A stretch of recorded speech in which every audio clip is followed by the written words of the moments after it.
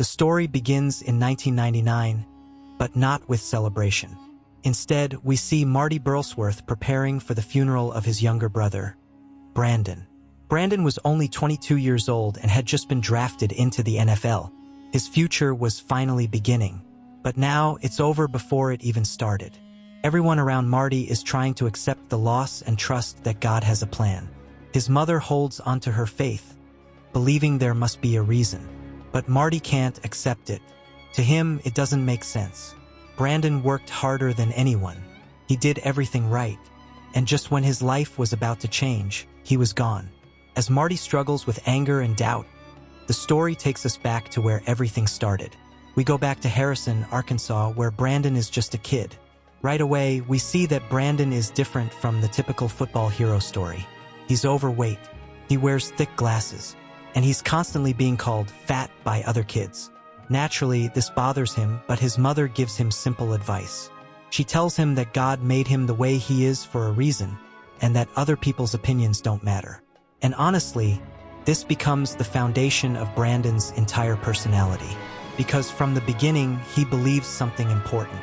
If he works hard enough, he can become whatever he wants.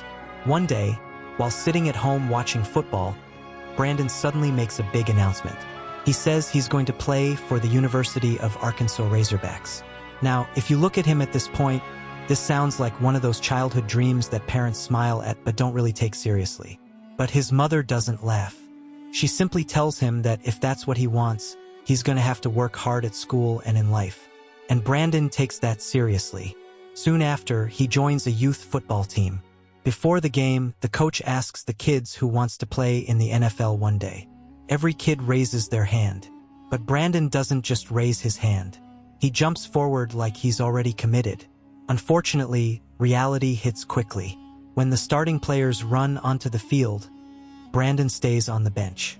And when he finally gets a chance to play, things don't go well. He manages to grab the quarterback's leg but doesn't actually make the tackle. He just holds on, unsure what to do. The coach loses his patience immediately and yells at him in front of everyone, telling him to get off the field. The crowd laughs. And for most kids, that kind of moment would be enough to quit. But this is Brandon, and quitting isn't really part of his personality.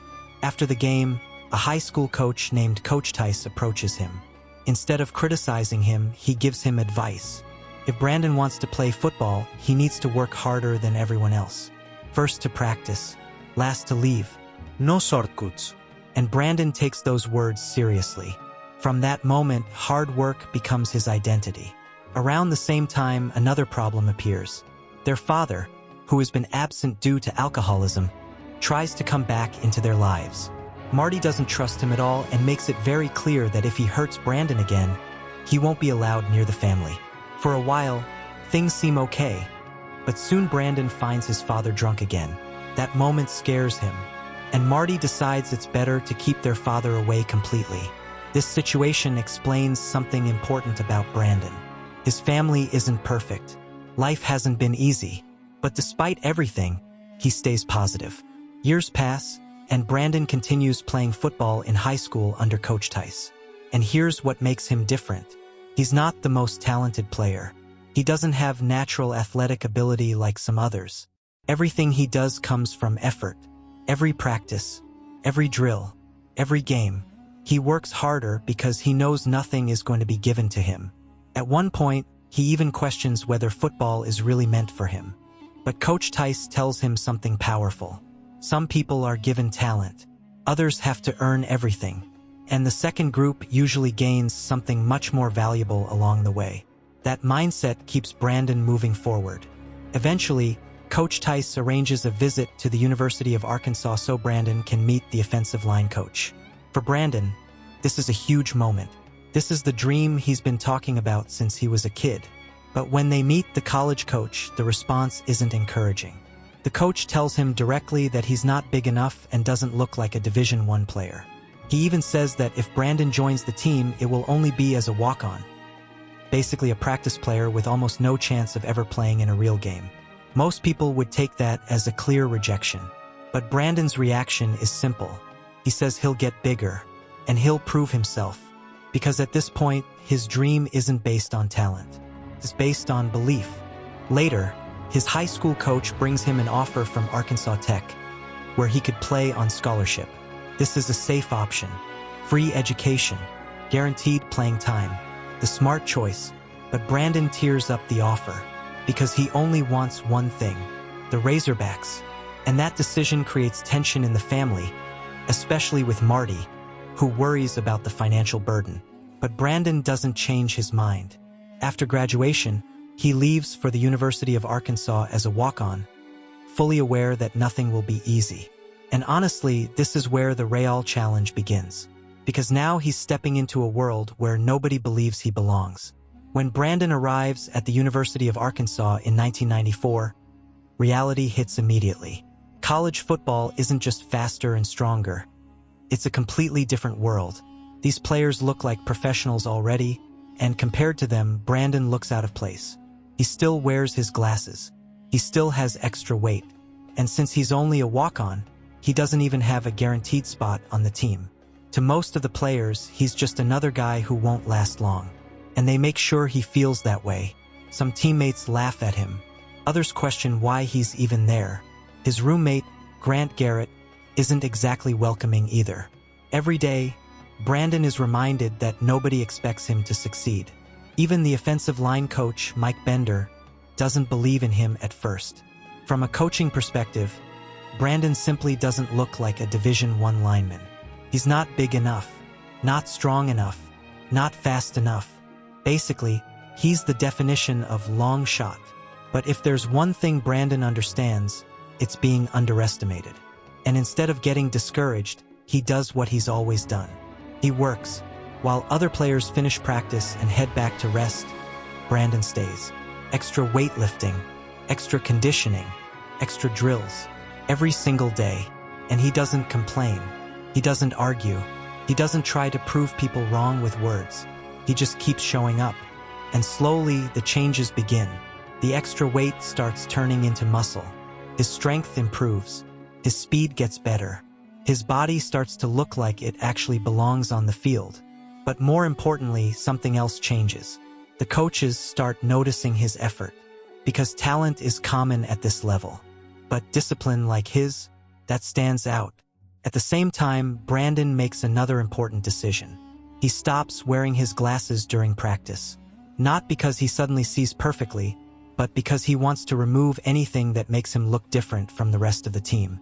And honestly, that small moment shows how serious he is about fitting in and earning respect. Over time, the attitude around him starts to shift.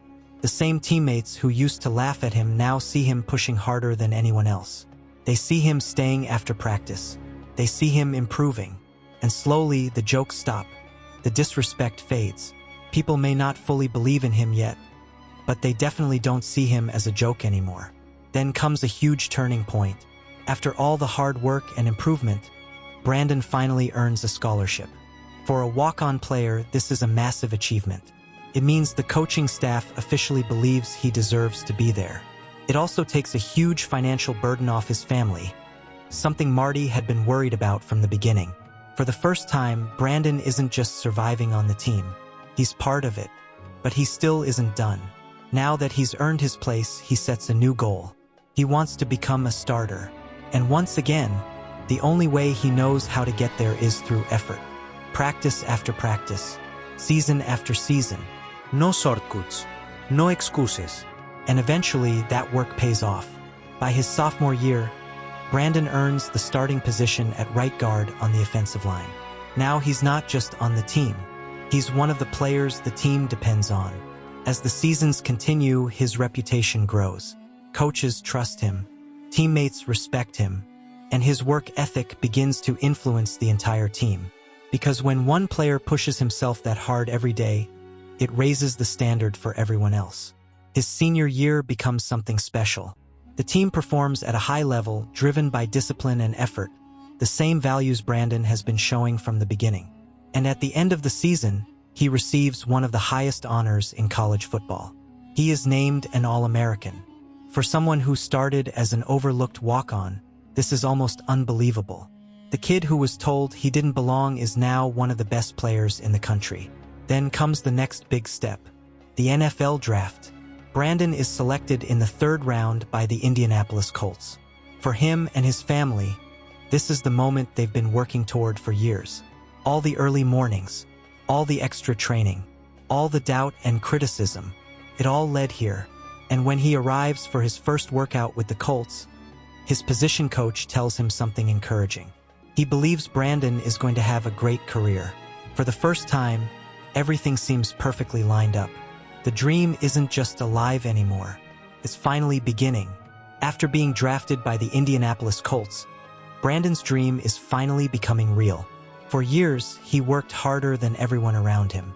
He went from being an overlooked walk-on to an All-American, and now he was preparing to start his professional career in the NFL. He attends his first workout in Indianapolis, meeting his coaches and beginning the next chapter of his life. His position coach is impressed and even tells him that he sees a great future ahead. Everything is finally falling into place. But just 11 days after being drafted, tragedy strikes. While driving home, Brandon is involved in a head-on collision with a tractor-trailer. He dies at just 22 years old. The dream he worked his entire life for ends before it even begins. The story then returns to the present, back to the time of his funeral. Marty is struggling more than anyone. While his mother and others try to find comfort in their faith, Marty is angry. He doesn't understand how this could happen. Brandon did everything right. He worked hard, stayed humble, believed in God, and never gave up. So why would his life end just as his future was starting? Throughout this time, Marty continues to wrestle with doubt and frustration. The voice of the farmer represents those questions, the ones people often ask during tragedy. Why would God allow something like this? What was the point of all that hard work? Why give someone a dream only to take it away? Marty doesn't have answers. All he feels is loss. Meanwhile, Brandon's teammates and the Arkansas football community begin honoring him. At the stadium, players and fans bring flowers to the field. What starts as a tribute slowly turns into something much bigger. The entire field becomes covered. And then Marty notices something. From above, the flowers form a message. We trust, not anger, not questions. Faith, the same faith Brandon lived with his entire life. At that moment, something changes for Marty. He realizes that Brandon's life wasn't defined by how long it lasted. It was defined by how he lived.